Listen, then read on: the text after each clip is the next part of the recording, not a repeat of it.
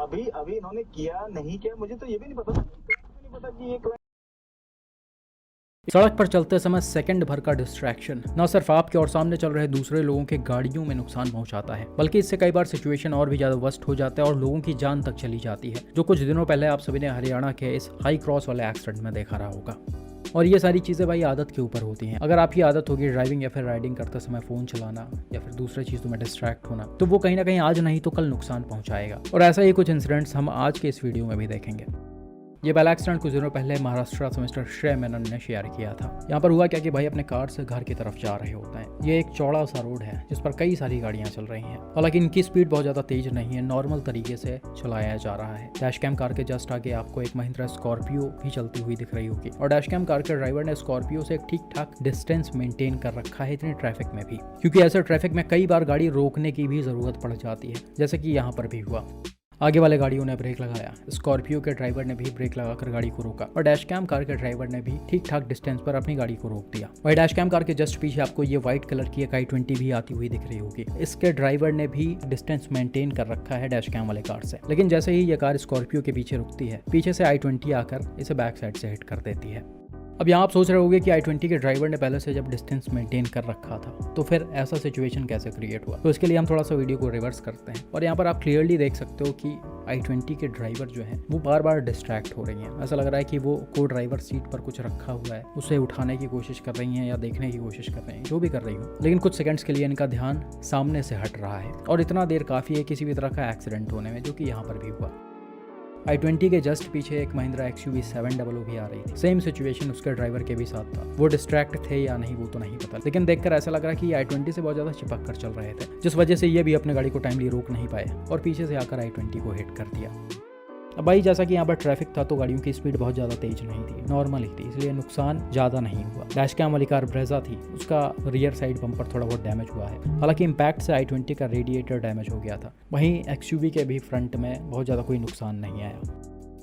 अब ये एक्सीडेंट होने के बाद सीधा XUV के ड्राइवर ने डैश कैम कार ड्राइवर के ऊपर ब्लेम डाल दिया कि तुमने ऐसे गलत तरीके से गाड़ी बीच में रोक दी है, और वो अपनी गलती मानने को तैयार नहीं थे। जबकि भाई ने बोला कि मेरे गाड़ी में कैमरा लगा हुआ, सारी चीज़ें पहले से रिकॉर्ड हो रही हैं, आप देख सकते हो कि गलती किसकी है और सारी चीज़ें यहाँ पर क्लियरली दिख भी रही हैं। हमेशा आपको बताया जाता है कि गाड़ियों के बीच डिस्टेंस मेंटेन करके रखिए। इस तरह के ट्रैफिक में आप अगर अपने सामने वाले गाड़ी को हिट करते हो तो इसमें पूरी की पूरी गलती आपकी मानी जाएगी, सामने वाले की कोई गलती नहीं होगी। लेकिन लोग छोटी सी चीज़ें समझ नहीं पाते हैं इस तरह के एक्सीडेंट के बाद। इस वजह से कई बार रोड रेज सिचुएशन भी क्रिएट हो जाता है। खैर यहाँ पर ऐसा कुछ नहीं हुआ, अच्छी बात है।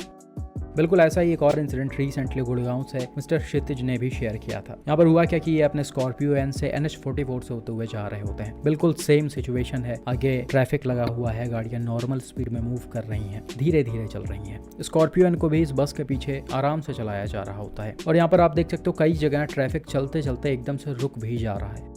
खैर स्कॉर्पियो के जस्ट पीछे ये टेम्पो आ रही होती है, जिसके ड्राइवर ठीक ठाक डिस्टेंस पर गाड़ी को ड्राइव कर रहे होते हैं, लेकिन यहीं पर आप विंडशील्ड के पीछे देख सकते हो एक फ़ोन लगा हुआ है और ये इसी फ़ोन की वजह से गाड़ी को चलाते चलाते कुछ सेकंड्स के लिए डिस्ट्रैक्ट हो जा रहे हैं। जब स्कॉर्पियो एन इस थार और बस के पीछे रुकती है, ये भाई साहब पीछे से आकर गाड़ी को हिट कर देते हैं। अब यहाँ पर इनका फेस तो सामने की तरफ है, लेकिन कहीं ना कहीं देखकर ऐसा लग रहा है कि इनकी आंखें नीचे फोन की तरफ ही थी और ये मात्र कुछ सेकंड्स का ही मैटर था, मतलब 1-2 सेकंड ही डिस्ट्रैक्ट रहे होंगे और गाड़ी आकर लड़ गई। अभी अभी इन्होंने किया नहीं किया, मुझे तो ये भी नहीं पता पता कि ये क्लाइंट भाई बता दे कि हाँ इसका इससे हमने कर लिया। Sir just a minute sir, just a minute, जरा गाड़ी एक्सीडेंट हो गई है, just a minute sir. Fortunately यहाँ पर भी गाड़ियों की स्पीड बहुत ज़्यादा कोई तेज नहीं थी, इसीलिए नुकसान ज़्यादा नहीं हुआ। स्कॉर्पियो के ड्राइवर ने यहाँ पर इनको सिर्फ वार्निंग दिया कि भाई आगे से ऐसी गलती मत करना वरना सीरियस एक्सीडेंट्स हो सकते हैं। उम्मीद करते हैं कि भाई को समझ में आया होगा, क्योंकि छोटे से ही चीज़ें बड़ी होती हैं।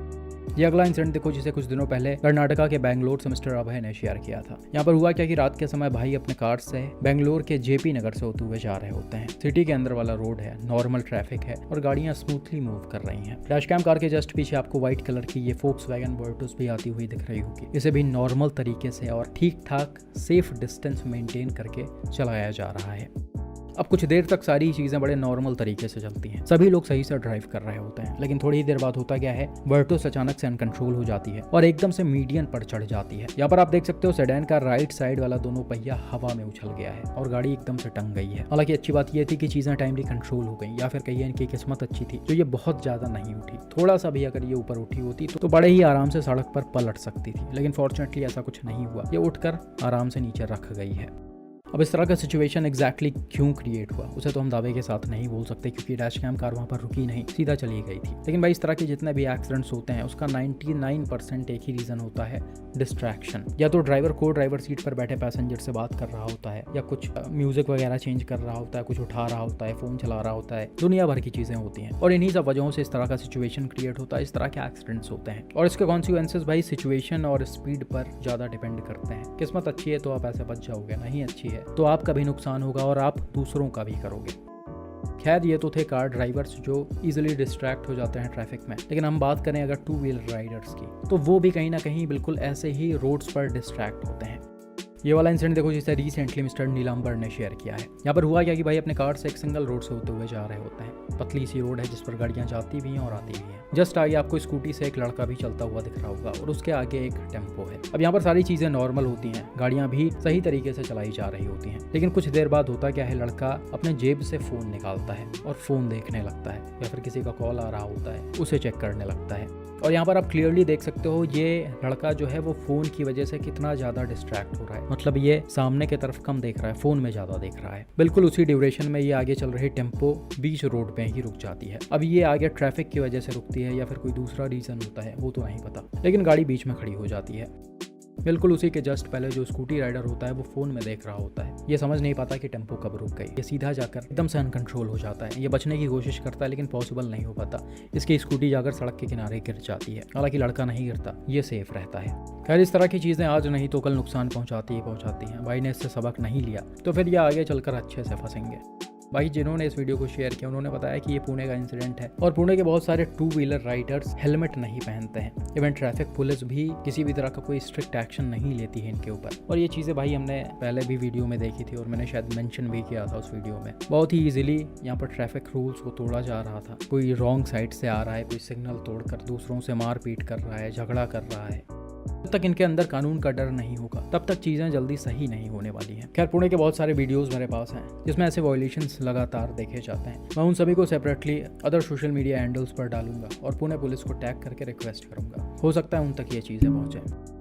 बिल्कुल ऐसा ही एक और इंसिडेंट रिसेंटली छत्तीसगढ़ के भिलाई से मिस्टर चित्रसेन ने शेयर किया था। यहाँ पर हुआ क्या कि भाई अपने मारुति सुजुकी सियाज से सिविक सेंटर के पास एक पार्किंग में खड़े हुए थे। बिल्कुल उसी समय पीछे से आपको एक स्प्लेंडर आती हुई दिख रही होगी जिसका राइडर स्टार्टिंग से ही फोन यूज कर रहा है। मतलब भाई इसने XUV 700 के पास से जब टर्न लिया है तब से ये फोन यूज कर रहा था। मतलब उससे पहले से ही ये फोन चला रहा था और टर्न लेते समय टर्न लेने के बाद भी इसने एक बार भी सामने की तरफ नहीं देखा कि सामने कोई गाड़ी खड़ी है या नहीं, या मैं कहाँ जा रहा हूँ। ये बस फोन चलाते हुए आ रहे हैं।